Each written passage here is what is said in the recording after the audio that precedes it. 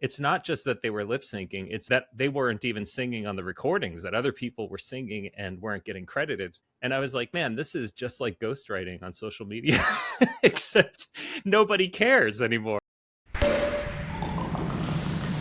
One of your main gigs is a ghostwriter. Well, arguably, that's kind of a lot of what you do these days, among other things. I was on a post the other day with LinkedIn, right? And it was someone from a very large company. I can't say who, but they were called out by somebody for going, "Oh, you just ripped that off somebody else." And then I saw another one of this person's posts. This is a multi-billion-dollar global company, and they ripped off something that I'd created. Their head of strategy had basically pilfered one of my posts, repurposed it, and posted it again. I was like, "Oh, you sneaky little bee! All the best posts are not really where you think they come from." So I remembered this event. There was a band in the 1980s, maybe early 1990s, called Milli Vanilli. And they were sort of a hip hop act. And it was two guys, I think they were brothers, maybe twins. And they were performing at a concert and, singing with the microphone. And then the music started skipping.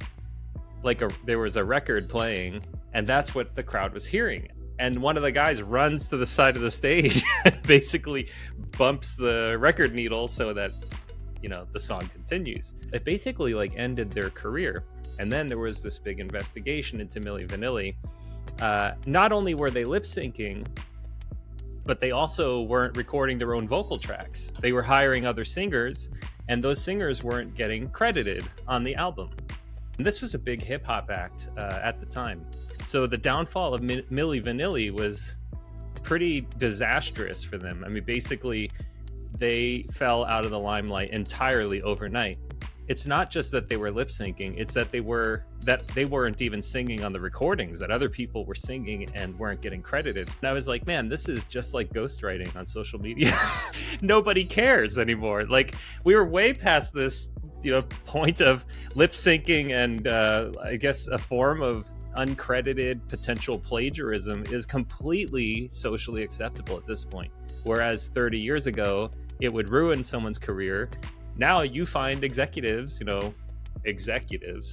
some person behind the scenes finding popular social content and then publishing it as that executive. If you're reading something by an executive, especially of a large company, and you think it's good content, they didn't write it. It's ghostwritten.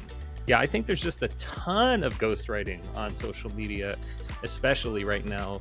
And if I can use my leads as an indicator, I think we're going to be seeing a lot more executives on LinkedIn in the next few months, if not years.